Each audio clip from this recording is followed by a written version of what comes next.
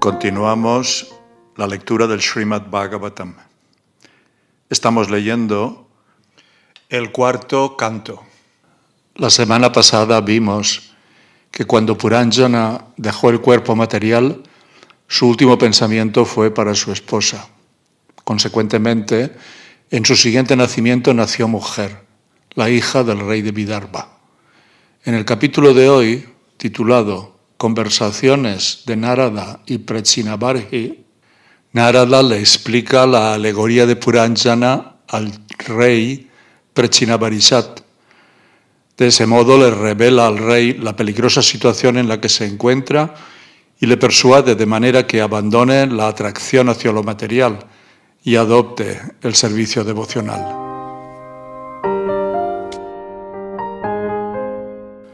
El rey Prachinabarhi contestó: mi querido señor, no podemos entender completamente el significado alegórico de la historia del rey Puranjana.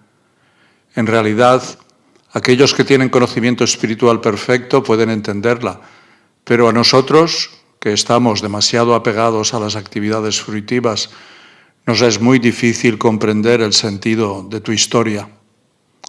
El gran sabio Narada Muni continuó: debes entender que Puranjana, la entidad viviente, transmigra a distintos tipos de cuerpos conforme a sus propias actividades. Esos cuerpos pueden ser de una, de dos, de tres, de cuatro o de muchas piernas, o pueden no tener ninguna pierna. La entidad viviente, el supuesto disfrutador que transmigra pasando por toda esa gran diversidad de cuerpos, recibe el nombre de Puranjana. La persona desconocida de quien he hablado es la Suprema Personalidad de Dios, el amo y amigo eterno de la entidad viviente. Las entidades vivientes no pueden percibir a la Suprema Personalidad de Dios mediante nombres, actividades o cualidades materiales. Debido a ello, Él permanece eternamente desconocido para el alma condicionada. Cuando desea disfrutar de las modalidades de la naturaleza material en plenitud, la entidad viviente, de entre muchas formas corporales, prefiere aquella que tiene 9 puertas, 2 manos y 2 piernas. Así prefiere un cuerpo de ser humano o de semidios. La palabra pramada que se menciona en relación con esto se refiere a la inteligencia material, que es ignorancia. Así es como debe entenderse. El que se refugia en esa clase de inteligencia se identifica con el cuerpo material. Bajo la influencia de la conciencia material de yo y mío, disfruta y sufre a través de los sentidos. De esa forma, la entidad viviente queda atrapada. Los 5 sentidos para la acción y los 5 sentidos para adquirir conocimiento son los amigos de Puranjani. La entidad viviente cuenta con la ayuda de esos sentidos para adquirir conocimiento y para ocuparse en actividades. Las ocupaciones de los sentidos son las amigas de Puranjani, y la serpiente, de la que se ha dicho que tiene 5 cabezas, es el aire vital que actúa en 5 procesos circulatorios. El 11º asistente de Puranjani, que coordina a todos los demás, recibe el nombre de mente. Es el líder de los sentidos, tanto de la adquisición de conocimiento como en la ejecución de actividades. El reino de Panchala es la atmósfera en que se disfruta de los 5 objetos de los sentidos. Dentro del reino de Panchala está la ciudad del cuerpo, que tiene 9 puertas. Los ojos, las fosas nasales y los oídos son pares de puertas situadas en un mismo lugar. Otras puertas son la boca, los genitales y el recto. La entidad viviente que está dentro de ese cuerpo de 9 puertas actúa externamente en el mundo material y disfruta de objetos de los sentidos como la forma y el sabor. Los ojos, las fosas nasales y la boca, un total de 5, están en la parte frontal. El oído derecho se considera la puerta sur y el izquierdo la puerta norte. Las 2 aberturas o puertas situadas hacia el oeste son el recto y los genitales. Las 2 puertas llamadas Kadiotta y Avirmukhi de las que ya hemos hablado, son los dos ojos que están uno al lado del otro en un mismo lugar. Debes saber que la ciudad de Vibrajita es la forma. De este modo, los dos ojos están siempre ocupados en ver diferentes clases de formas. Debes saber que las puertas llamadas Nalini y Nalini son las fosas nasales y la ciudad de Saurabha representa el aroma. El acompañante llamado Avaduta es el sentido del olfato. La puerta que recibe el nombre de Mukhya es la boca y Vipana es la facultad del habla. Rasagya es el sentido del gusto. La ciudad de Apana representa al habla como ocupación de la lengua y Bahudana es la variedad de alimentos. El oído derecho es la puerta Pritri-hu y el izquierdo la puerta Deva-hu.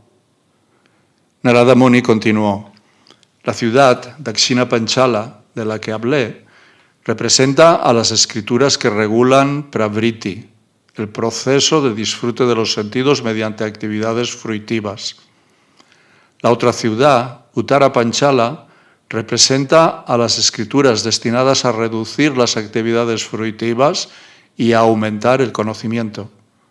Las entidades vivientes reciben distintos tipos de conocimiento a través de los dos oídos. Algunas se elevan a Pitriloka y otras a Devaloka. Todo ello es posible gracias a los oídos. La ciudad de Gramaka, a la que se llega por la puerta inferior que recibe el nombre de Ashuri, los genitales, es para la vida sexual, que les es muy agradable a las personas comunes, que no son más que necios y sinvergüenzas. La facultad de la procreación se denomina Durmada y el recto Nirriti. Cuando se dice que Puranjana va a Vaishasa, significa que va al infierno. Le acompaña Lubdaka, que es el sentido activo del recto. Antes te hablé de dos acompañantes ciegos. Se trata de las manos y las piernas. Con su ayuda, la entidad viviente ejecuta todo tipo de actividades y se mueve de un lugar a otro. La palabra Antahpura se refiere al corazón. La palabra Vishuchina, que significa que va a todas partes, se refiere a la mente.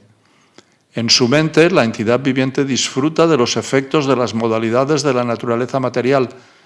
Esos efectos a veces causan ilusión, a veces satisfacción y a veces júbilo.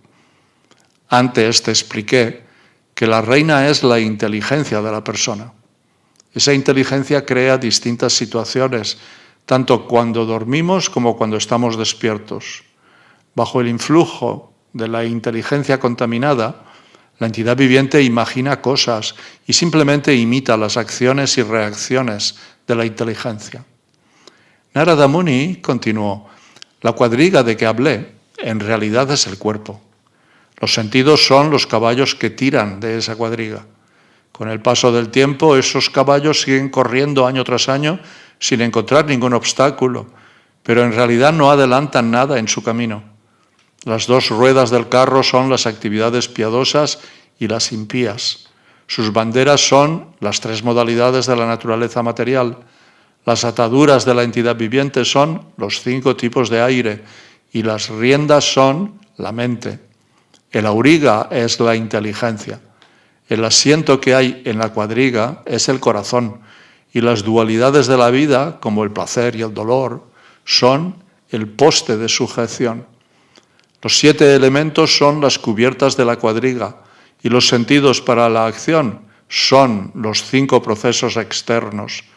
Los 11 sentidos son los soldados.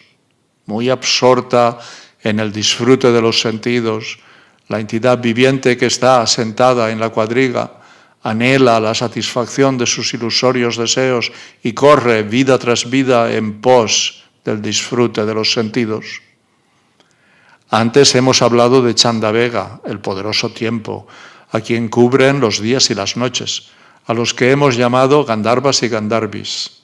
El paso de los días y las noches, que son 360, va reduciendo poco a poco el periodo de vida del cuerpo. Kalakanya representa la vejez.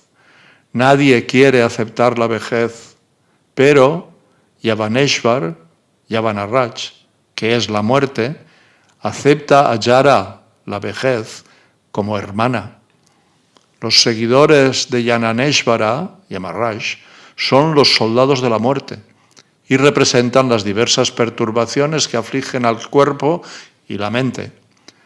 Prachvara representa los dos tipos de fiebre, la temperatura muy alta y la temperatura muy baja, es decir, la fiebre tifoidea y la pulmonía. La entidad viviente que yace en el cuerpo se ve perturbada por los muchos sufrimientos que le depara la providencia, otras entidades vivientes y su propio cuerpo y mente.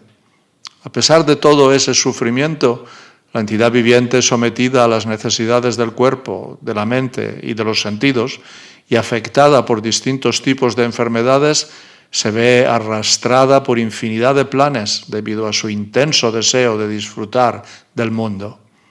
Aunque es trascendental a la existencia material, por ignorancia acepta todas esas miserias materiales que se sustentan en los supuestos del egoísmo falso, yo y mío. De ese modo, vive durante 100 años en el interior del cuerpo. La entidad viviente, por naturaleza, goza de una minúscula independencia que le permite elegir su propia buena o mala fortuna. Sin embargo, cuando olvida a su amo supremo, la personalidad de Dios, se abandona a las modalidades de la naturaleza material y bajo el influjo de esas modalidades se identifica con el cuerpo y por el interés del cuerpo se apega a ciertas actividades. A veces está sometida a la influencia de la modalidad de la ignorancia, a veces está bajo la modalidad de la pasión y a veces bajo la modalidad de la bondad. De esa forma, la entidad viviente recibe distintos tipos de cuerpos bajo la influencia de las modalidades de la naturaleza material. Los que están situados en el plano de la modalidad de la bondad son piadosos y siguen los mandamientos de los Vedas. De ese modo, se elevan hasta los sistemas planetarios superiores, donde viven los semidioses. Bajo la influencia de la modalidad de la pasión, las personas se ocupan en distintos tipos de actividades productivas en los sistemas planetarios en que viven los seres humanos. De manera similar, los que están bajo la influencia de la modalidad de la oscuridad se ven expuestos a diversas condiciones miserables y viven en el reino animal. Cubierta por la modalidad de la ignorancia en la naturaleza material, la entidad viviente a veces es varón, a veces mujer, a veces eunuco, a veces ser humano, a veces semidios, a veces pájaro, mamífero, etc. De ese modo sigue vagando por el mundo material. Bajo la influencia de las modalidades de la naturaleza, sus actividades la llevan a aceptar diversos cuerpos. La entidad viviente es como un perro famélico que va de puerta en busca de comida. Según su destino, a veces lo echan a palos y otras veces le dan algo de comer. Análogamente, la entidad viviente, llevada por sus muchos deseos, vaga por diversas especies de vida conforme a su destino. Unas veces se eleva y otras desciende. Unas veces va a los planetas celestiales, otras al infierno, otras a los planetas intermedios y así sucesivamente. Las entidades vivientes tratan de neutralizar las condiciones miserables que les deparan la providencia, otras entidades vivientes y el cuerpo y la mente. Aún así, tienen que permanecer condicionadas bajo las leyes de la naturaleza a pesar de todos sus esfuerzos por oponerse a ellas. Cuando un hombre que lleva una carga en la cabeza siente que se hace demasiado pesada, la pone sobre el hombro, a fin de procurarle un descanso a la cabeza. De esa forma trata de aliviarse del peso. Sin embargo, por mucho que intenta que el peso no le agobie, lo único que hace es desplazar la misma carga de un lugar a otro. Narada continuó: «Oh tú que estás completamente libre de pecado, nadie puede neutralizar los efectos de las actividades fruitivas inventando simplemente otra actividad que tampoco esté en el plano de conciencia de Krishna. Todas esas actividades se deberán a nuestra ignorancia. Cuando tenemos una pesadilla, de nada sirve refugiarse en una alucinación perturbadora. No hay otra manera de salir de un sueño que despertar. Del mismo modo, si nos encontramos en la existencia material, se debe a nuestra ignorancia y a nuestra ilusión. A menos que despertemos y nos volvamos conscientes de Krishna, no podremos liberarnos de esos sueños. Como solución definitiva a todos los problemas, debemos despertar y volver al estado de conciencia de Krishna. A veces soñamos con un tigre o se nos aparece una serpiente en una visión y sufrimos, pero en realidad ni hay tigre ni serpiente. Es decir, creamos una situación concreta en una forma sutil y sufrimos las consecuencias. La única manera de aliviar estos sufrimientos es despertar del sueño. El verdadero interés de la entidad viviente consiste en liberarse de la nesciencia que la obliga a someterse al ciclo de nacimientos y muertes. El único remedio es entregarse a la Suprema Personalidad de Dios a través de su representante, sin ofrecer servicio devocional a la Suprema Personalidad de Dios, Vasudeva. No es posible desapegarse por completo del mundo material, ni tampoco se puede manifestar conocimiento verdadero. Oh tú, el mejor entre los reyes, la persona que tiene fe, que está siempre escuchando las glorias de la Suprema Personalidad de Dios, que está siempre ocupada en el cultivo de conciencia de Krishna y en escuchar las actividades del Señor, en muy poco tiempo se vuelve digna de ver a la Suprema Personalidad de Dios cara a cara. Mi querido rey, los devotos puros siguen las reglas y regulaciones, y de esa forma, con la conciencia pura, se ocupan con gran fervor en cantar y escuchar las glorias de la Suprema Personalidad de Dios. Quien recibe la oportunidad de escuchar en el lugar en que viven los devotos el flujo constante del néctar que emana de sus labios, que es exactamente como las olas de un río, olvidará las necesidades de la vida, es decir, el hambre y la sed, y se volverá inmune a todo tipo de temor, lamentación e ilusión. Siempre perturbada con las necesidades del cuerpo, como el hambre y la sed, el alma condicionada tiene muy poco tiempo para cultivar su apego a escuchar las nectáreas palabras de la Suprema Personalidad de Dios.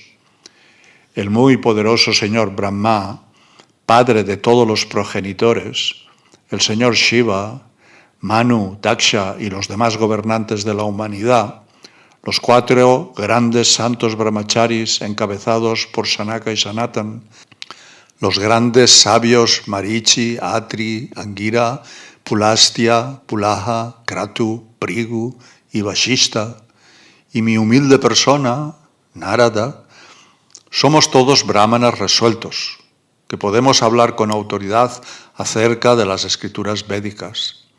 Debido a las austeridades, la meditación y la educación somos muy poderosos. Aún así, incluso después de haber investigado acerca de la Suprema Personalidad de Dios, a quien vemos constantemente, no poseemos sobre él un conocimiento perfecto. Aunque cultivemos el conocimiento védico que es ilimitado, y adoremos a diversos semidioses mediante los mantras védicos característicos, la adoración de semidioses no nos ayudará a entender a la supremamente poderosa personalidad de Dios. Cuando una persona se ocupa íntegramente en servicio devocional, el Señor la favorece concediéndole su misericordia sin causa. En ese entonces, el devoto despierto abandona todas las actividades materiales y todas las ejecuciones rituales que se mencionan en los Vedas. Mi querido rey Barishman, nunca por ignorancia debes adoptar los rituales védicos ni las actividades fruitivas, aunque sean temas muy agradables de escuchar o parezcan el objetivo del interés personal. Nunca debes considerarlos el objeto supremo de la vida.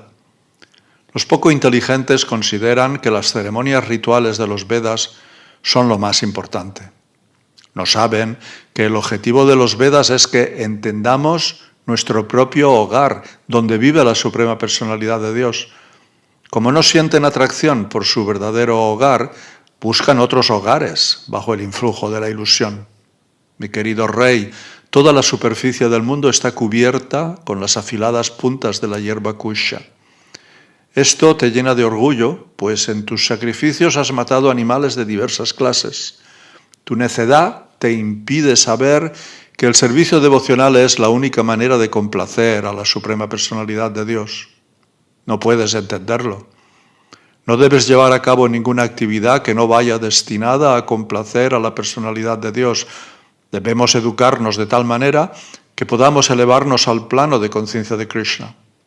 Shri Hari, la Suprema Personalidad de Dios, es la superalma y guía de todas las entidades vivientes que han recibido un cuerpo material en este mundo. Él es el controlador supremo de todas las actividades materiales dentro de la naturaleza material. Es, además, nuestro mejor amigo y todos debemos refugiarnos en sus pies del loto. Quien así lo haga, llevará una vida auspiciosa. El que se ocupa en servicio devocional no siente el menor temor en la existencia material. Esto se debe a que la Suprema Personalidad de Dios es la superalma y el amigo de todos. El que conoce ese secreto ha recibido la verdadera educación y con esa educación puede ser el maestro espiritual del mundo.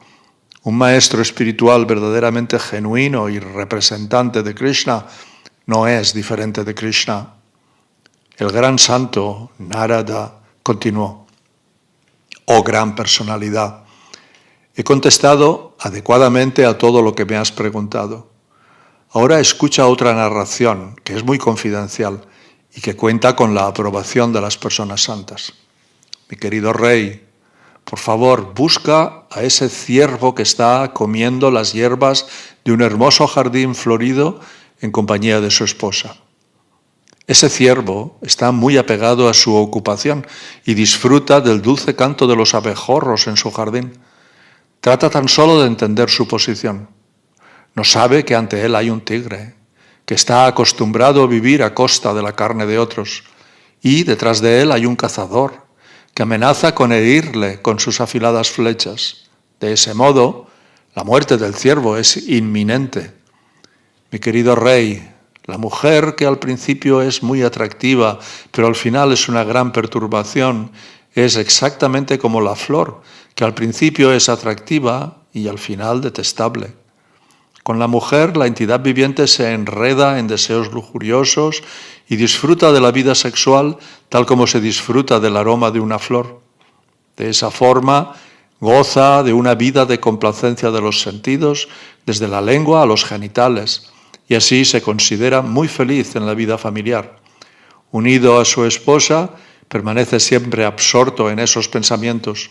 Siente gran placer cuando escucha las palabras de su esposa y de sus niños, que son como el dulce zumbido de los abejorros que van de flor en flor recogiendo miel.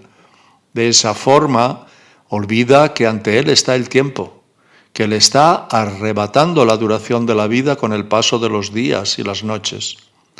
No ve que poco a poco su vida se acorta, ni se preocupa del superintendente de la muerte que trata de matarle por detrás. Trata tan solo de entender eso. Tu situación es muy precaria y te amenazan de todas partes. Mi querido rey, trata de entender la posición alegórica del ciervo. Debes tener conciencia plena de tu propio ser. Abandona el placer de escuchar acerca de la elevación a los planetas celestiales mediante actividades fruitivas. Abandona la vida familiar que está llena de vida sexual y abandona también los relatos acerca de esos temas. Refúgiate en la Suprema Personalidad de Dios por medio de la misericordia de las almas liberadas. De este modo, por favor, abandona la atracción que sientes por la existencia material. El rey respondió: Mi querido Brahmana, he escuchado con gran atención todo lo que me has dicho, y después de considerarlo he llegado a la conclusión de que los acharyas, los maestros, que me ocuparon en actividades fruitivas, no conocían esta sabiduría confidencial, pues si la conocían, ¿por qué no me la explicaron? Mi querido Brahmana, Veo contradicciones entre tus enseñanzas y las que he recibido de los maestros espirituales que me ocuparon en actividades fruitivas. Ahora puedo comprender la diferencia entre el servicio devocional, el conocimiento y la renunciación. Tenía algunas dudas al respecto, pero tú has sido muy bondadoso y las has disipado. Ahora puedo comprender que incluso los grandes sabios están confundidos con respecto al verdadero objetivo de la vida. Por supuesto, la complacencia de los sentidos está fuera de lugar. La entidad viviente disfruta en su siguiente vida de los resultados de todo lo que hace en esta.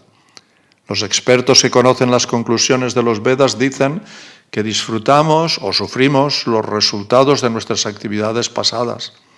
Pero en la práctica vemos que el cuerpo que llevó a cabo aquellas actividades en la última vida ya se ha perdido. ¿Cómo entonces es posible disfrutar o sufrir las reacciones de aquellas actividades en un cuerpo distinto? El gran sabio, Narada, continuó. En esta vida, la entidad viviente actúa en un cuerpo denso que se ve impulsado a la acción por el cuerpo sutil, compuesto de mente, inteligencia y ego. Cuando el cuerpo denso se pierde, el cuerpo sutil continúa existiendo para disfrutar o sufrir, de modo que no hay cambio alguno. La entidad viviente, mientras sueña, abandona el cuerpo en que está viviendo. Mediante las actividades de su mente y de su inteligencia, actúa en otro cuerpo que puede ser de Dios o de un perro. Después de abandonar el cuerpo denso, la entidad viviente entra en un cuerpo de animal o de semidios, en este planeta o en cualquier otro. De esa forma disfruta de los resultados de las acciones de su vida pasada. La entidad viviente se esfuerza bajo la influencia del concepto corporal de yo soy esto, yo soy aquello, este es mi deber y por lo tanto voy a hacerlo. Todo ello son impresiones mentales y todas esas actividades son temporales. Aún así, por la gracia de la Suprema Personalidad de Dios, la entidad viviente recibe una oportunidad de poner en la práctica todas sus invenciones mentales. Es así como obtiene otro cuerpo. La posición de la mente o de la conciencia de una entidad viviente se puede entender por las actividades de dos tipos de sentidos, los sentidos para adquirir conocimiento y los sentidos para la acción.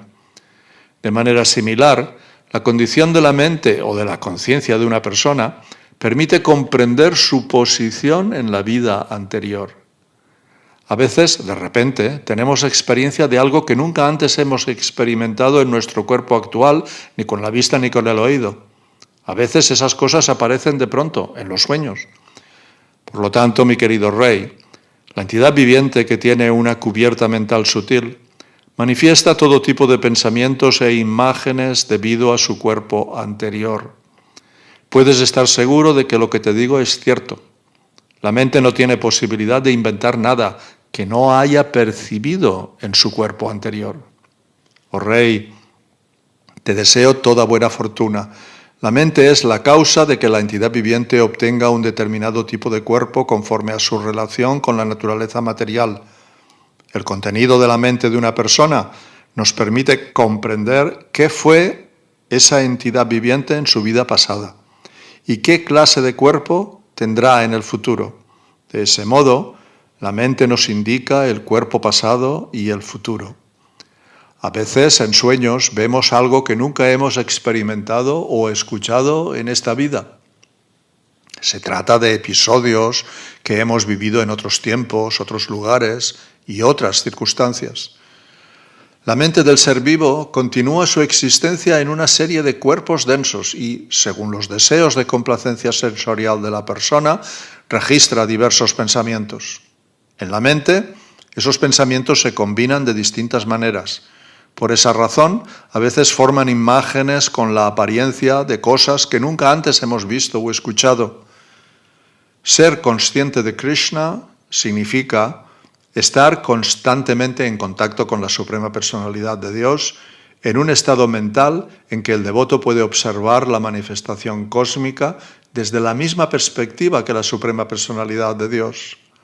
Esa clase de observación no siempre es posible, pero se manifiesta como lo hace Rahu, el planeta oscuro que puede observarse en presencia de la luna llena. Mientras exista el cuerpo material sutil, compuesto de inteligencia, mente, sentidos, objetos de los sentidos y las reacciones de las cualidades materiales, también existirán la identificación falsa de la conciencia y el objeto de esa identificación, el cuerpo denso.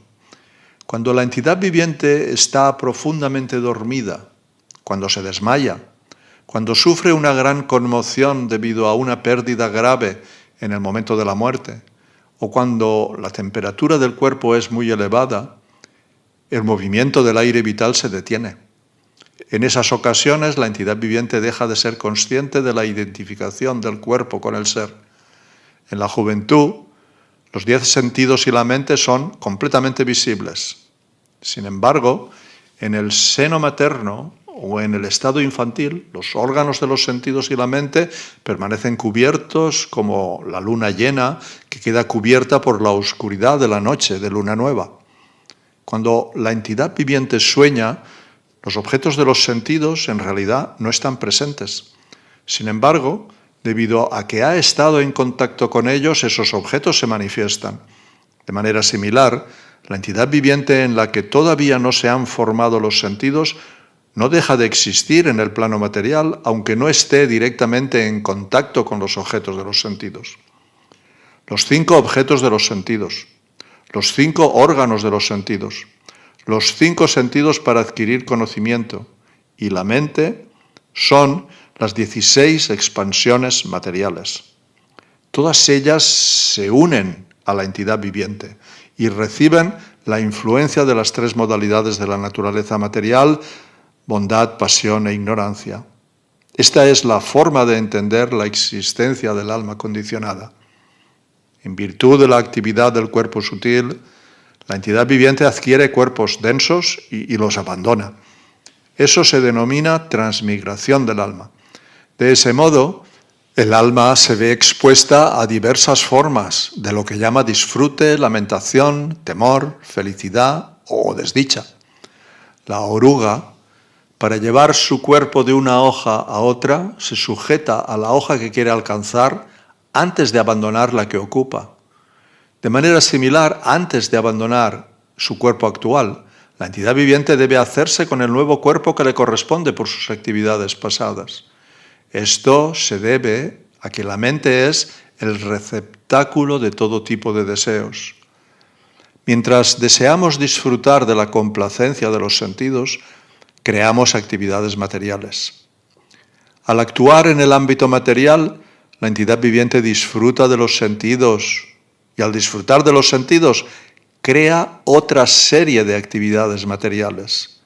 De esa forma, la entidad viviente queda atrapada en la posición de alma condicionada. Debes siempre recordar que la manifestación cósmica se crea, se mantiene y se aniquila por la voluntad de la Suprema Personalidad de Dios.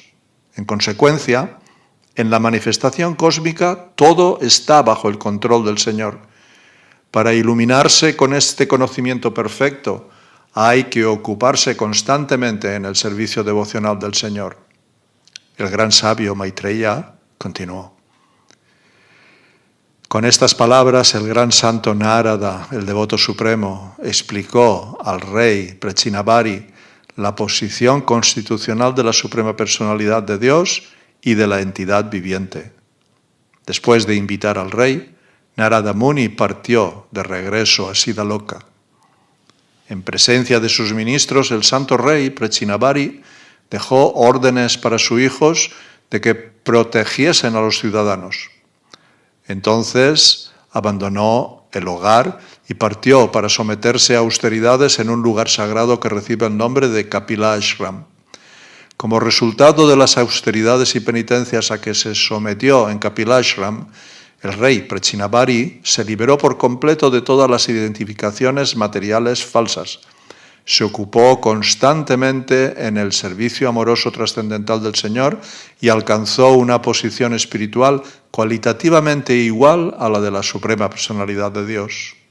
Mi querido Vidura, El que escuche o narre a otros esta explicación del gran sabio Narada acerca de la comprensión de la existencia espiritual de la entidad viviente, se liberará del concepto corporal de la vida. Esta narración del gran sabio Narada glorifica la fama trascendental de la Suprema Personalidad de Dios. Por esa razón, el relato de sus palabras ciertamente santifica el mundo material, purifica el corazón de la entidad viviente y la ayuda a alcanzar su identidad espiritual.